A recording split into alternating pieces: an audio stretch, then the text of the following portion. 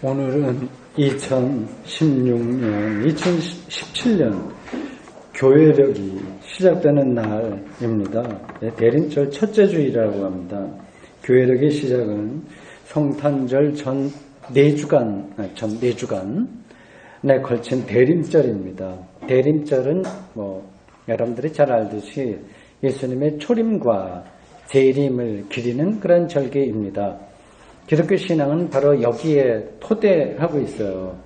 2000년 전 예수님이 역사 안에 이렇게 우리와 똑같은 몸으로 오셨다고 하는 사실이 없으면 기독교가 성립될 수가 없습니다. 마찬가지로 예수님이 다시 오신다고 하는 사실을 기독교 신앙에서 조금 약화시키거나 제거한다면 기독교 신앙이 성립될 수 없습니다. 근데 이게 조금 곤란하죠. 초림, 이거는 우리가 역사적 사실이니까 이해하기가 어렵지 않습니다.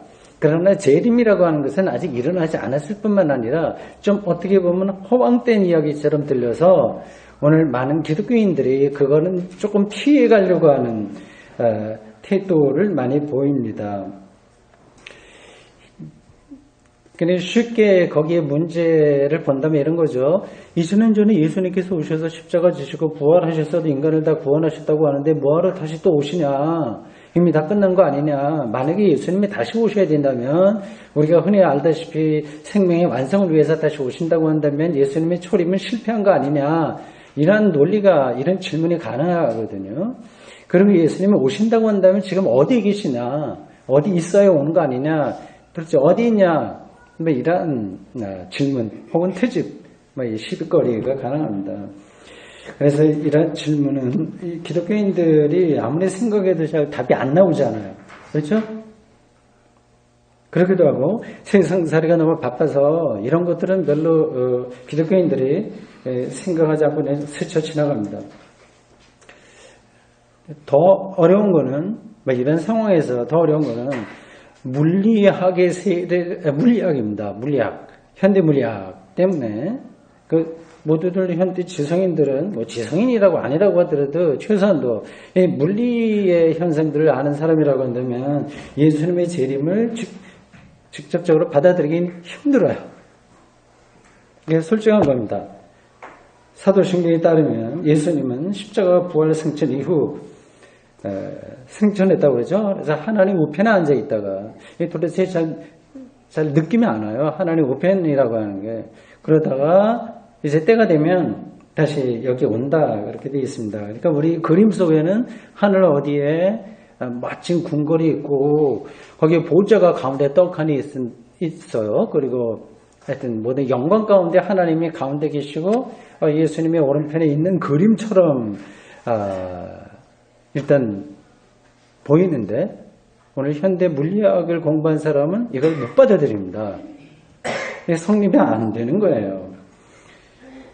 사도신경이 그리고 있는 이런 예수님의 승천과 그 상태, 그리고 초기 기독교인들이 다시 오신다고 기대한 그 예수님이 있어야 될 바로 그런 것들, 기독교 신앙의 기초를 이루고 있는 건데 이것은 분명히 당시의 신화적인 세계관입니다.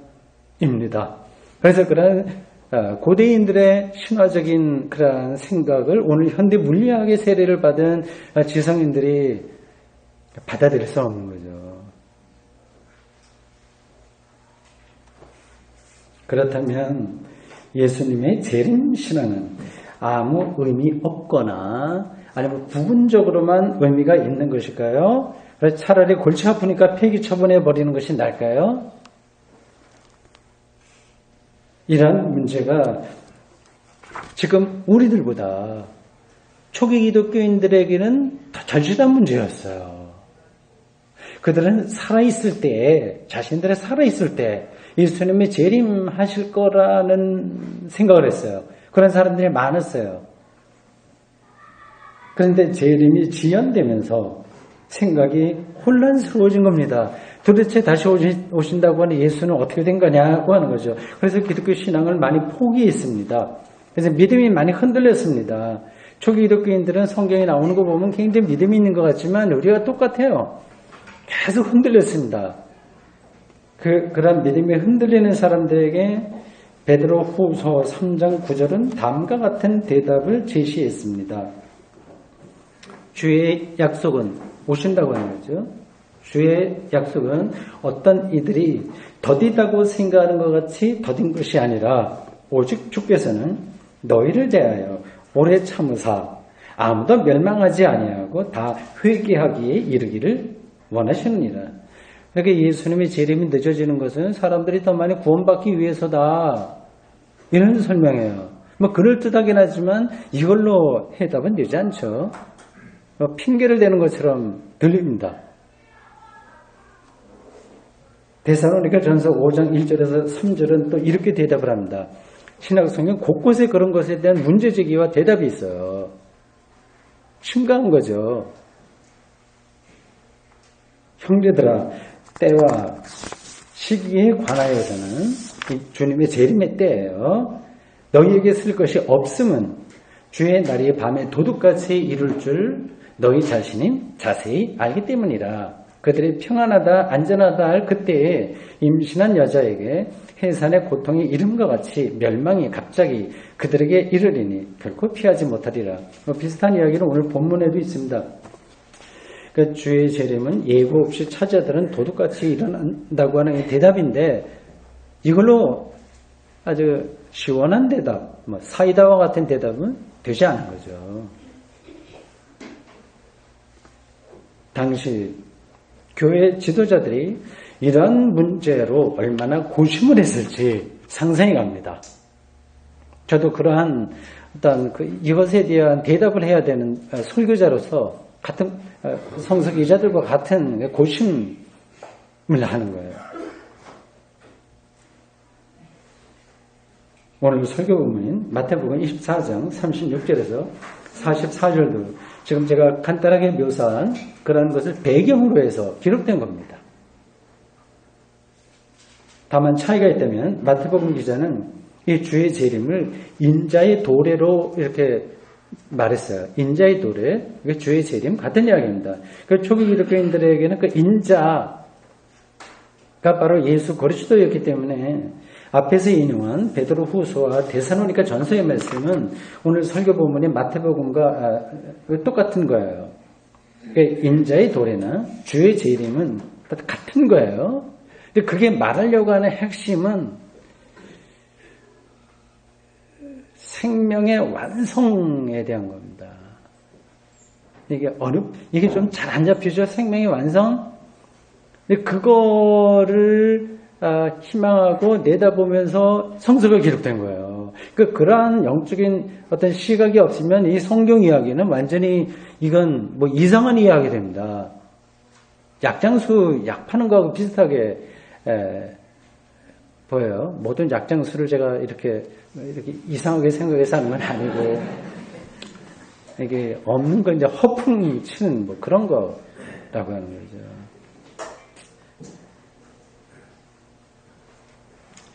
교회 밖의 사람들은 지금도 마찬가지인데 생명이 완성될 주의 날, 기독교가 붙들고 있는 그거예요. 그래서 생명이 완성될 주의 날을 어떻게 믿을 수 있냐? 증거대라. 증거될 수 없으면 입 다물어라. 그렇게 말할 겁니다. 이런 주장에 우리가 맞대응하기가 쉽지 않아요. 저 사람들은 좀 믿음이 없어서 그래. 왜 못 믿어? 그런 말로 우리가 반박할 수도 없습니다. 우리가 경험하고 있는 세상 이치에 따르면 아까 말한 물리학적인 그 실체들이요. 이걸 아무도 부정할 수 없잖아요. 그래 이치에 따르면 오히려 성경이 말하는 주의 날은 설득력이 없어 보입니다. 그래서 대개 기독교인들은 이런 문제에서 소극적으로 대처합니다. 그저 양심적으로 착하게 잘 살기만 하면 뭐 그것으로 기독교인으로서 충분하다고 생각합니다. 명목만 기독교인이라고 하면 모를까? 기독교 신앙의 정체성을 유지하려고 하는 기독교인이라고 한다면 이렇게 소극적으로 그냥 내가 착하게 살고 좀 공헌하고 사회에 내가 유익이 되는 사람으로 살고 하면 돼. 이렇게 생각할 수가 없어요.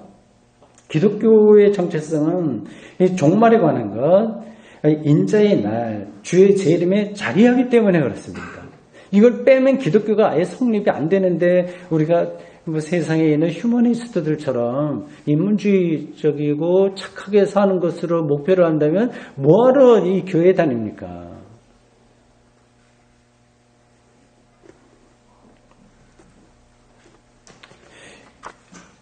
예수의 재림에 관해서 생각할 때 두 가지를 염두에 둬야 됩니다. 오늘 설교 제가 어려운 어떤 숙제를 이제 풀어야 되는 거예요. 수학의 미분 적분처럼. 그래서 풀어서 설명을 해야 되는데 이게 전달될지 모르겠습니다. 두 가지를 염두에 둬야 돼요. 하나는 그것이 종말에 일어날 사건의 프로그램을 가리키는 게 아니라고 하는 사실입니다. 예수님이 재림할 때 손오공처럼 구름 타고 이렇게 내려온다고 하는 그런 그림을 보면 안 된다고 하는 거예요. 그리고 그분이 이렇게 오시고 우리가 구름 타고 다시 올라간다고 그러죠. 휴거라고 하죠. 그래서 공중에 이렇게 구름 타고 가는 그런 것으로 묘사된 부분이 있으나 그것은 프로그램을 이야기하는 게 아닙니다. 예수님이 재림할 때 그럼 2000년 전에 예수의 얼굴 모습, 유대인 노동자의 그런 얼굴 모습이냐 아니냐 이런 논란은 아무 의미가 없는 거예요.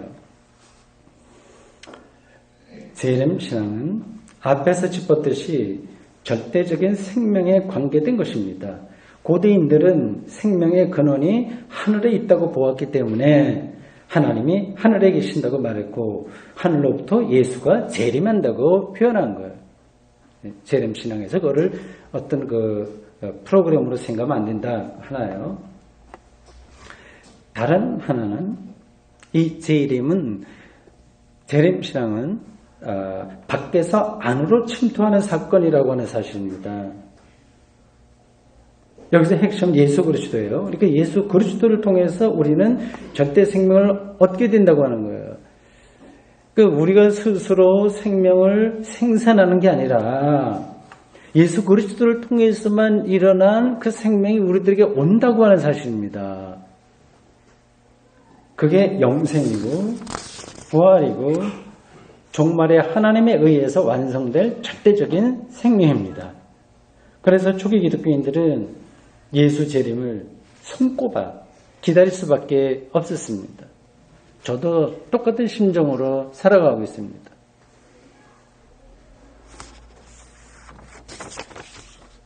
그런데 초기 기독교인들이 당황했듯이 지금 예수님의 재림은 2000년 동안 일어나지 않았어요.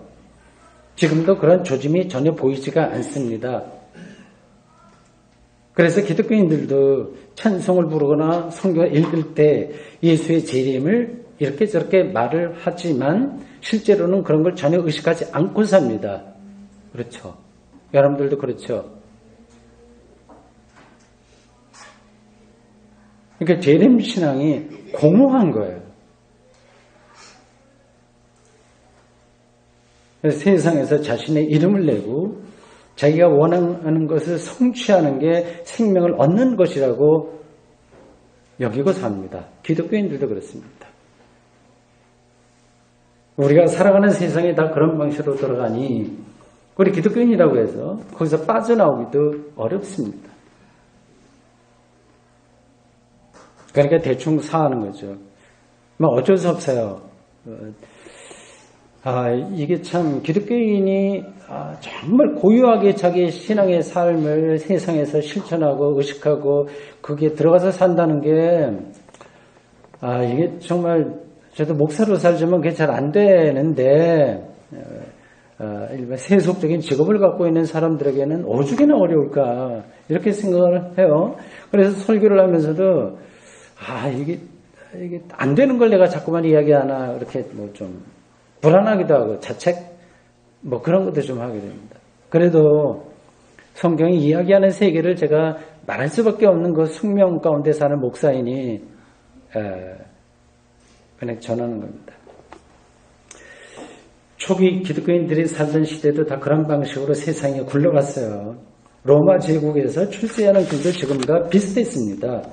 로마 문명은 매력적이었어요. 아시죠? 기독교는 거기서 나온 겁니다. 기본 바탕이 그 문화 속에서 있었어요. 로마 법 얼마나 멋있습니까? 지금도 로마 법의 영향을 다 받잖아요. 로마의 건축, 예술, 음악, 서커스단, 여러 가지 그 대중적인 예술가들 얼마나 많았습니까? 그 제도도 대단했고요. 아주 매력적인 문명이었습니다. 사람들은 거기서 나고자가 되지 말고 권력을 쥐는 것이 인생 성공이라고 생명을 얻는 것이라고 생각했습니다.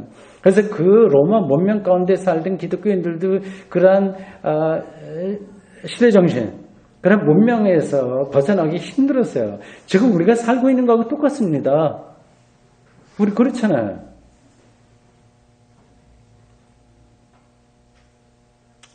그래서 그들은 신앙의 중심이 흔들릴 수밖에 없었고요.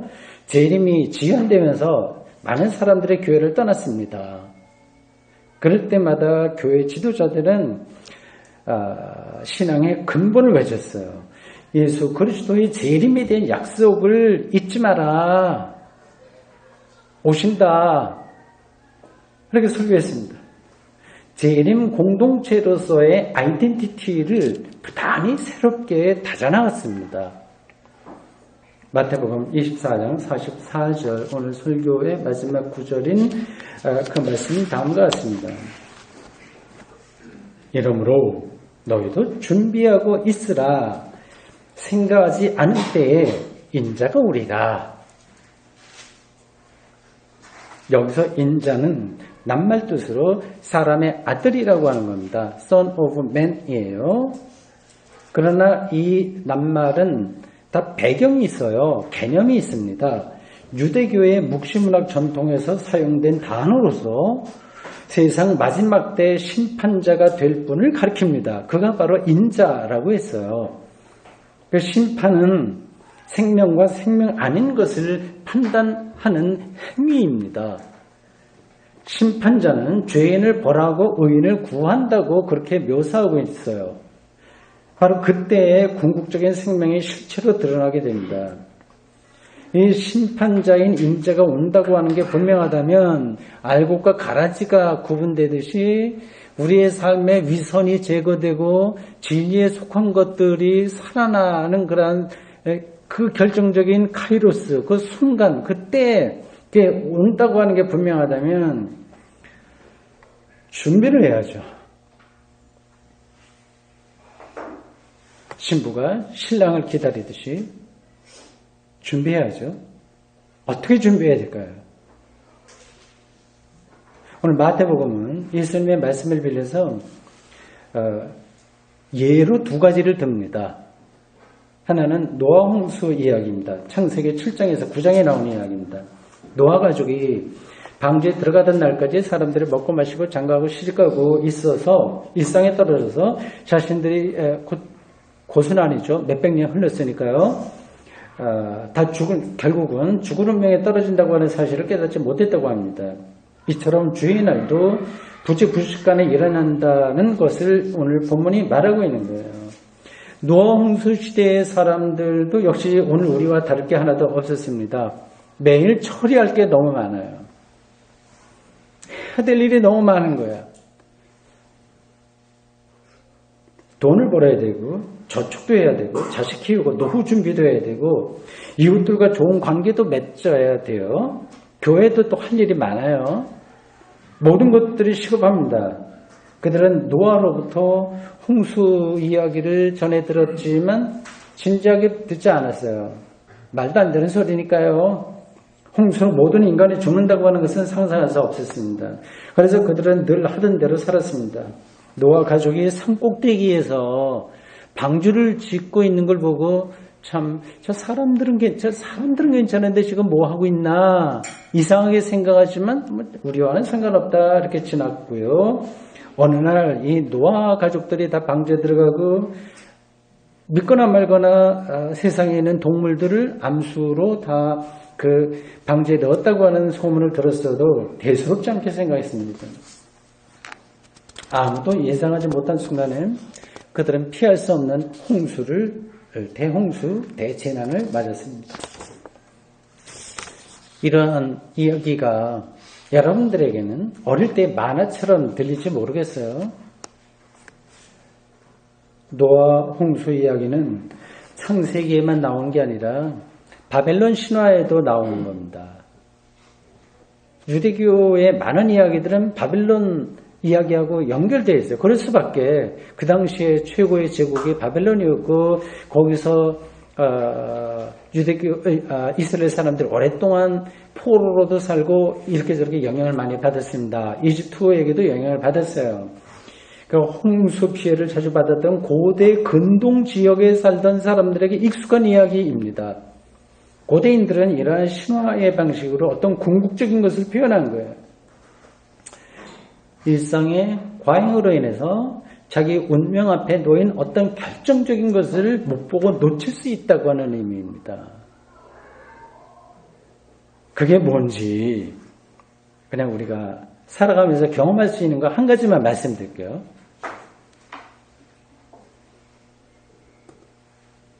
일상에 숨어있는 시원적인 것에 대한 경험이 바로 그것입니다. 시원적인 것. 시원이라고 하는 것은 뭐 한자로 좀 써야 되는데 시작한다 하는 거하고 본래 원래적이다 원자 써요. 독일어로 안팡 이렇게 합니다. 안팡. 그것의 번역이에요. 창세기 1장 1절에 태초에 뭐 하나님이 이렇게 나오는 구절 있죠. 그 태초라고 하는 것이 독일어로 안팡이라고 해요. 인데요. 안팡. 초기에 시원에 그런 겁니다. 우리의 일상에 이런 시원과 태초가 숨어 있어요.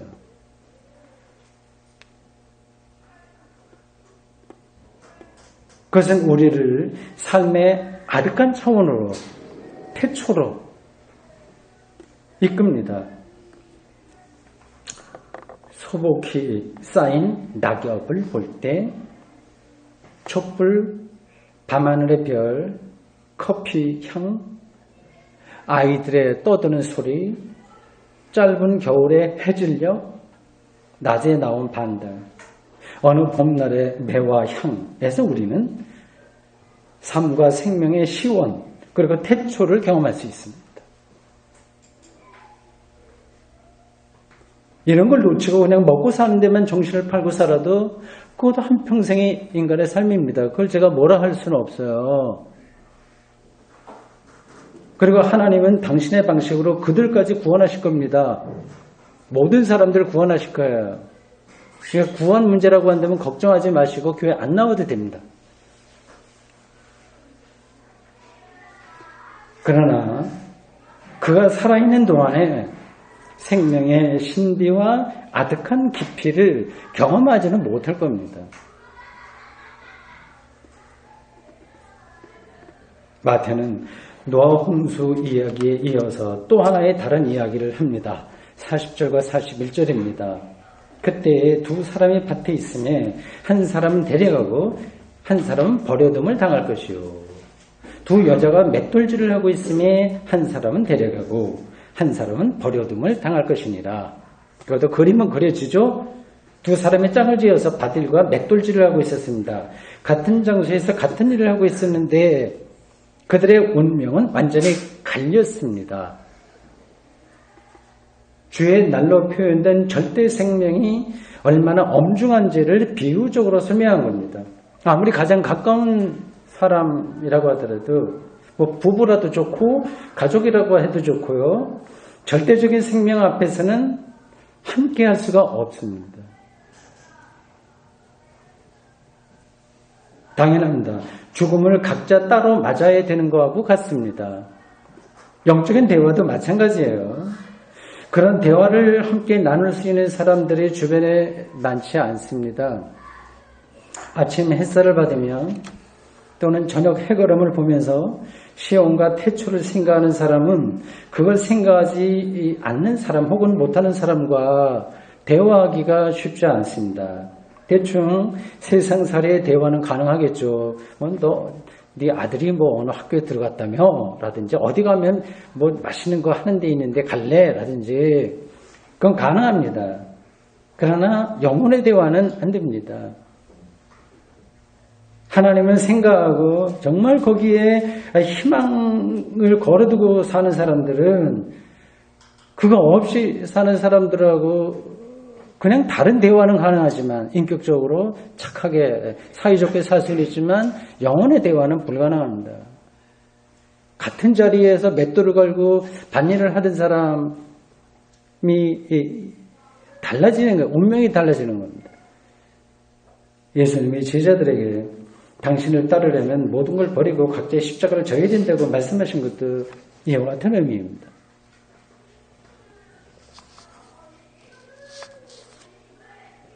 노아 홍수 이야기와 두 사람의 운명이 갈린 이야기를 통해서 마태복음 기자가 전하려고 하는 메시지는 하나님의 절대적인 사건인 주의 날을 준비하라고 하는 것입니다.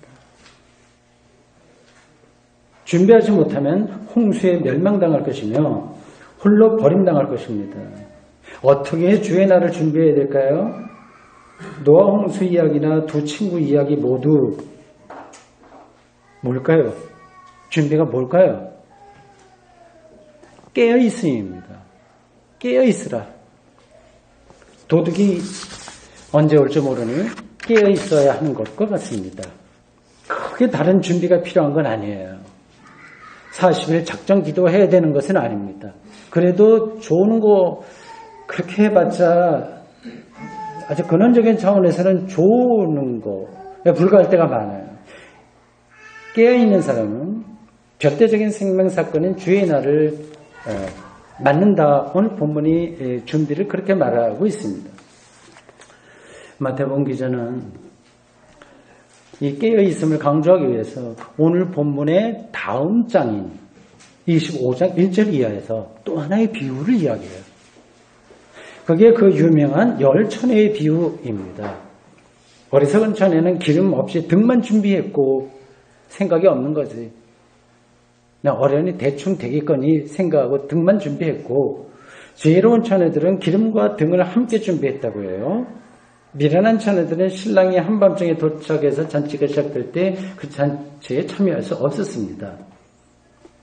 그래서 13절이 이렇게 나옵니다. 그런즉 깨어있으라. 너희는 그 날과 그때를 알지 못하느니라. 오늘 설교 본문에서 언급된 깨어있으라가 그 다음 장에 나오는 열 처녀의 비유에서도 똑같이 강조되었어요. 달콤하거나 뭐 악몽이라도 좋고 어떤 꿈속에 머물러 있는 사람은 그런 사람이 있고 정신이 깨어있는 사람이 있다는 뜻입니다. 꿈속에서는 아무리 그것이 열정적인 것이었다고 하더라도 헛된 거죠. 꿈속에 10억 원짜리 복권에 당첨됐다고 생각해 보십시오. 아무 의미가 없는 거죠. 성경은 영혼이 깨어 있어야 된다고 강조합니다. 그래야만 노아 홍수에 멸망당하지 않고 밭을 갈거나 맷돌질을 하다가 버림당하지 않는다고 했습니다.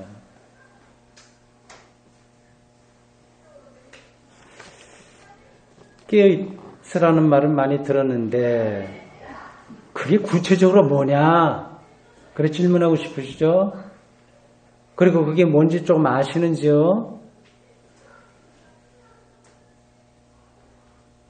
제가 볼 때 두 가지가 필요합니다. 영혼이 깨어있으려면 필요한 것 두 가지입니다.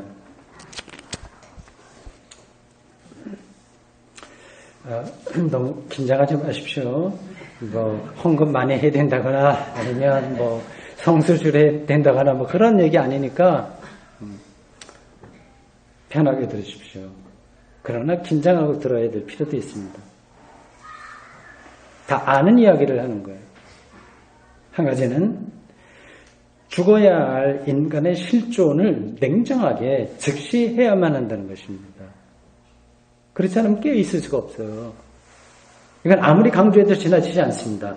우리가 일상에 열심히는 살되 그러나 지나치게 몰두하는 이유는 그게 꼭 끝난다고 하는 사실을 어렴풋하게 알거나 외면하기 때문입니다. 저는 한 달에 한 번 서울을 다녀옵니다. 서울 센터교회 예배를 인도합니다. 기차를 계속 타요. 기차에서 벌어지는 일상에 제가 매몰되지 않은 이유는 그 기차에서 내가 곧 내려야 된다고 하는 사실을 알기 때문입니다. 이걸 조금 더 아주 노골적으로 선정적으로 말씀드리면 지금 우리가 애지중지하고 있는 돈을 더 이상 소유할 수 없는 순간이 옵니다. 그걸 절실하게 한다면 그는 하나의 도구로서 우리가 사용하되 거기에 매달리지는 않게 되는 거죠. 다른 하나는 이게 더 중요한데 예수 그리스도가 우리의 생명이라고 하는 사실을 영혼의 깊이에서 깨닫는 것입니다. 이 깨달음의 핵심은 예수 그리스도를 통한 죄의 용서예요. 예수 그리스도로 인해서 우리는 더 이상 자기 스스로 자기를 성취해야 된다는 유혹과 강요와 욕망에 지배받지 않게 되었습니다.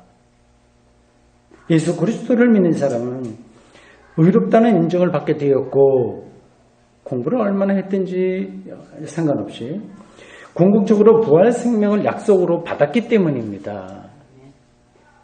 이러한 시각을 유지한다고 하는 게 팽팽하게 유지하며 산다는 게 쉽지 않아요. 왜냐하면 우리는 세상에서 그 생명을 내가 소유하거나 상품으로 간주하는 그런 데 딱 길들여져 있기 때문에 그렇습니다. 그런 세상의 논리에 물들어 버리면 우리는 그러한 세상의 것들과 함께 파멸되고 말 겁니다. 사랑하는 성도 여러분, 오늘 설교 제목인 주의 날을 준비하라고 하는 이 말씀은 단순히 신앙적인 포즈를 위한 게 아니라 우리 삶의 모든 것, 가장 깊은 차원에 관계된 문제입니다. 우리의 현재와 미래, 운명과 죽음, 그리고 우주 전체에 속한 모든 것과 관련되어 있기 때문에 그렇습니다. 그렇습니다. 주의 날은 생명이 완성되는 날입니다. 그 날이 다가오고 있습니다. 그 날이 도적처럼 임하게 될 것입니다. 지금 이미 비밀한 방식으로 여기에 임했습니다. 그 삶의 능력으로 누리며 살아가는 사람이 있고 그렇지 못한 사람이 있습니다. 여러분은 어떤 쪽의 사람인가요? 기도하겠습니다. 주님, 오늘 저희들 마태복음 기자가 전해준 예수님의 말씀, 인자의 날에 대한 말씀을 전달받았습니다. 로마 문명 가운데에서 머물러 있던 그들, 그리고 또 노아 홍수 때의 사람들, 그리고 오늘 우리 현대 21세기의 이 천박한 신자유주의 속에 푹 빠져서 살아갈 수밖에 없는 이 오늘 생명이 완성될 주의 날이 과연 무엇인지, 예수 그리스도를 통해서 그것이 어떻게 이루어지고 임박했는지, 그리고 지금 여기 이 현재 우리의 삶에 어떤 능력으로 다가오는지 주는 우리가 더 철실하게 깨닫고 그 안에 들어가서 살도록 저희들을 인도해 주십시오. 예수님의 이름으로 기도합니다. 아멘.